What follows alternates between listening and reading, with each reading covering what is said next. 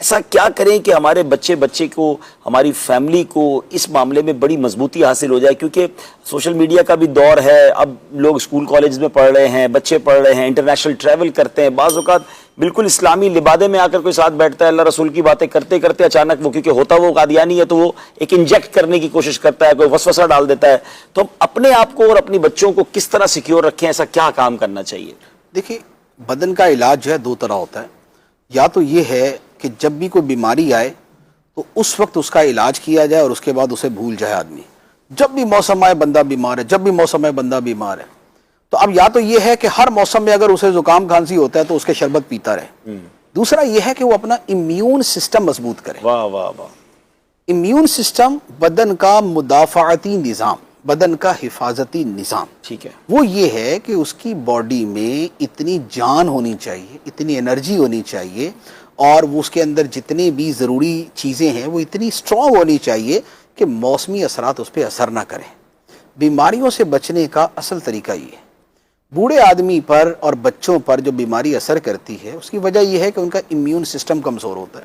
جوان آدمی کا مضبوط ہوتا ہے. اس کا مطلب یہ ہوا ایمان جتنا مضبوط ہوگا فتنوں سے بچت اتنی زیادہ ہوگی، اور ایمان جتنا کمزور ہوگا تو جو بھی موسمی وائرس آئے گا تو وہ اثر انداز ہو جائے گا.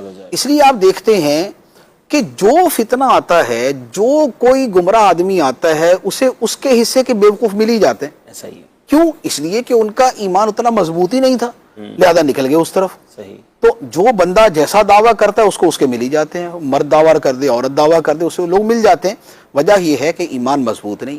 ایمان مضبوط ہوتا ہے تو کیا ہوتا ہے کہ جیسے کوئی بندہ غلط چیز سنتا ہے، بجائے اس کے کہ یہ اس سے متاثر ہو، یہ الٹا یہ سوچنا شروع کر دیتا ہے کہ یار اس سے لوگوں کو کیسے بچانا ہے.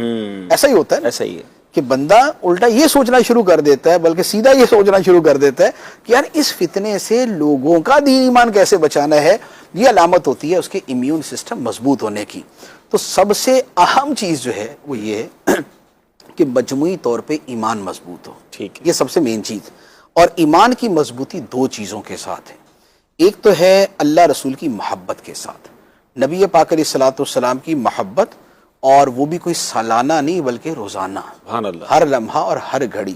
اور وہ محبت ہوتی ہے جب نبی پاک علیہ الصلوۃ والسلام کا ذکر پاک پڑھنا، سننا، باتیں سننا، سنتوں پر عمل کرنا، ہر ادا کے اندر نبی پاک علیہ الصلوۃ والسلام کو یاد کرنا، نمازوں وہ کی پابندی محبت جو ہے وہ بڑھتی جاتی. نمبر ایک. نمبر دو ہوتا ہے عمل کی بہتری اور درستی. جو بندہ نمازی ہو، ذکر اذکار کرنے والا ہو، تلاوت کرنے والا ہو، اچھی صحبت میں بیٹھنے والا ہو، نیکوں کے پاس بیٹھے، نیکی کی گفتگو کرے، سنے، بروں سے بچنے کی کوشش کرے، یہ دو چیزیں کیا ہوگی؟ ایک طرف ایمان مضبوط، دوسری طرف چونکہ ایمان عمل کی وجہ سے بھی متاثر ہوتا ہے. جب عمل بے عملی کا بندہ شکار ہوتا ہے تو ایمان کی نورانیت بھی وہ ہونا شروع ہو جاتی ہے، کیونکہ گناہ کی وجہ سے دل سیاہ ہوتا ہے، اور ایمان کہاں پر ہے؟ دل میں. ایمان دل میں ہے اور گناہوں کی وجہ سے دل سیاہ ہوتا ہے، ایمان کمزور ہو جاتا ہے، نورانیت کم ہو جاتی.